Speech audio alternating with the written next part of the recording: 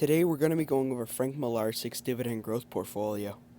Frank is one of the first people that I've met in the investing community. He also runs a YouTube channel which is really good. I suggest you check it out. He makes videos about dividend growth investing, coding, his Google Excel sheets, whatever. So I definitely suggest I recommend it, and also I'll leave a link to it in the description. Now, if you're new here, this is the series where we go over dividend growth portfolios of my subscribers, and I go over them, give any feedback possible, and overall rate them out of 10. And a big thank you to Frank for sending over his portfolio. He didn't have to do this, but I'm really excited to go over it. And hey viewer, yeah you, listening to this, are you interested in being in one of these videos? Well, if so, now's the perfect opportunity. I usually do one of these each month, so if you want to be in one of these, I'd be happy to go over your portfolio. You can either contact me via Discord, link in description, or you could email me with my email, ryandangler44@gmail.com, which I of course will leave in the description. And guys, if you're new here, I'm trying to hit 150 subscribers by the end of the year, so it'd mean a lot to me if you guys could smash the like button, subscribe, and turn on post notifications, and of course, join the Discord, link in description, and of course, roll the intro. Hello, I like money. To start off, we'll go over all of Frank's holdings, and I'll give my 2 cents on the ones I'm familiar with. He's got 21 holdings, which is really good for a dividend growth portfolio. This is honestly, it depends on your personal preferences, but I personally think he can add like maybe 5 or 6, 7 more. I think it's also important to go over Frank's situation. So he's in college right now, so obviously he's a long-term focused dividend growth investor, which is probably important to note. To start off, he owns 0.09 shares of ExxonMobil. I like this position, and I think Exxon's going to be good to the short and medium term because, I think energy stocks are thriving right now with inflation. He only has $6.25 worth, but I'd assume he's probably going to add to that over time. Definitely approve of this position, though. I also think energy stocks are going to be reliable in the long term for paying out their dividends. Next, he owns a share of Carnival Corporation. I'm not too big on this stock because I think personally that Disney is a better buy. You're getting more with your money. You have access to like the streaming, the parks and cruise ships alike. But I think this definitely could be an upside and a decent play in the long term. So with this position, I don't hate it, but I don't like it at the same time. So I can't really give a grade on it. But again, this doesn't make up his whole portfolio, and it's only 1% of it, so I'm not going to bash him for it.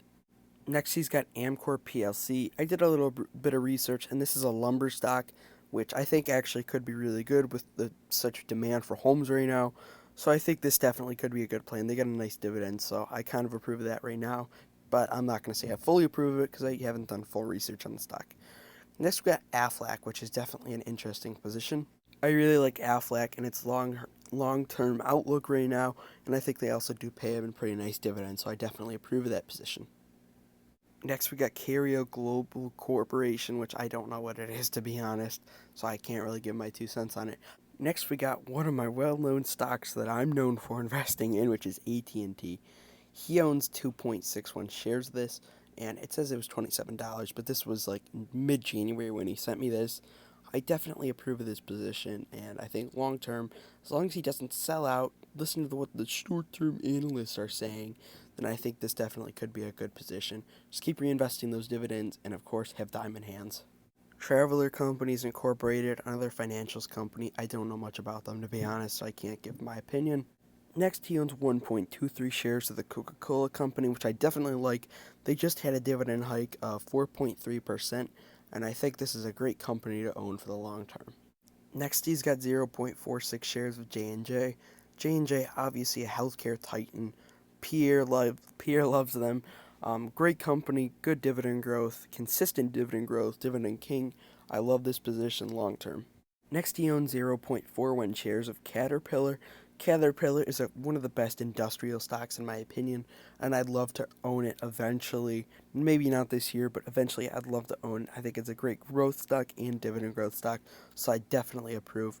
Next, he's got my largest stock in portfolio value personally, which is Apple. Again, Apple is such a great stock. I know it's really overvalued right now, but I think honestly long term, as long as it's not egregiously priced, I probably said that wrong, I think it's such a great stock to own.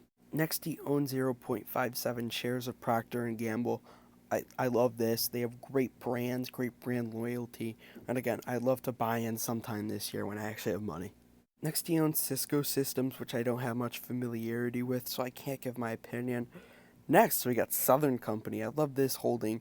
I think they're a really safe utility, and I think they have decent growth potential actually in the future because they have a nuclear plant, which they just have invested a ton of money into, so I definitely approve of Southern. Next, he owns Lockheed Martin, which I think is a really cool company. I approve of this position definitely, and I think they got a nice dividend, and I think it's a really good company to own long term. Next, he owns 2.70 shares of Leggett and Platt.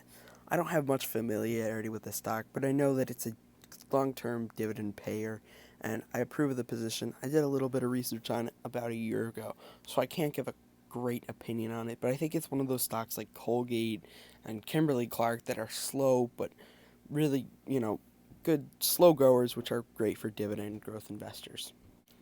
Next, he's got JP Morgan, which I definitely approve of. That's the only bank stock that I'd personally invest in besides like Ally.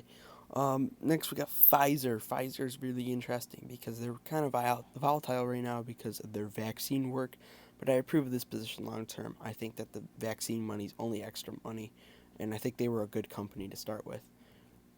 Next, we got Microsoft. Microsoft's becoming one of my favorite companies, especially after they purchased Activision Blizzard for $69 billion. Wink, wink. But again, I'm definitely looking for Microsoft to be in my top three holdings personally, and I think they're such a great high quality company to own for growth potential and dividend growth potential in the future. Next, he's got APD, which I don't know much about, so I can't get my opinion on. And lastly, this is his highest holding in portfolio value, which is most likely gone up recently because of stock price, which is AbbVie. AbbVie is just such a good company in my opinion, and I actually own a little bit more of AbbVie than J&J right now, which is crazy, but AbbVie I think is really undervalued right now, even with its stock going up recently, and they have a lot of growth and dividend growth potential in the future, and I love it. Now let's go over Frank's dividend income. Also, shout out to Frank for making these such simple to read and nice graphics for me to display. Again, he sent me about this a month ago, so obviously market value is volatile right now during these crazy times. So he's got a portfolio value of $2,065.31, annual dividend income of $51.17, monthly dividend income of $4.26. So obviously we're balling off that money. No, I'm joking, but he's doing really good here. Daily income, which is actually really cool, which is 14 cents. Hourly income, which is 1 cent. Wage dividend income, which is 2 cents. Day change, obviously this day he lost $1.49. A portfolio yield of 2.73%, which is pretty good, which is around where I'm at right now. But again, market value is really volatile right now, so we can't make any long-term judgments off this. His average years of increasing dividends are 27.8, and his average 3-year CAGR is 8.67%. So I'm really proud of Frank right now. He does all this crazy Excel spreadsheet stuff, and he calculates all this himself. He's really smart with computer engineering. So again, guys, if you guys want to try and learn some of this stuff, go to his channel. He covers a lot of it on his channel, so I definitely recommend it. And lastly, we're going to go over his equity by sector. Personally, per sector, I don't like to have it over like 12.5% of my portfolio. So we can see he's a little overweight in healthcare right now. I'd assume this is just because of how much that, Pfizer and AbbVie have gone up recently in stock price. So that's probably why it's so much. Information technology, again, a little overweight in that. So, I mean, if he can maybe trim down a little bit in those positions and move it maybe in energy, especially energy right now, I think that's a good investment. And I think, yeah, again, anything over like 12.5%, you might be wanting to trim down a little bit and move it in other sectors so you could become a little more diversified. One thing I see in this portfolio that's really positive is that he's got 9.3% of his portfolio in cash right now.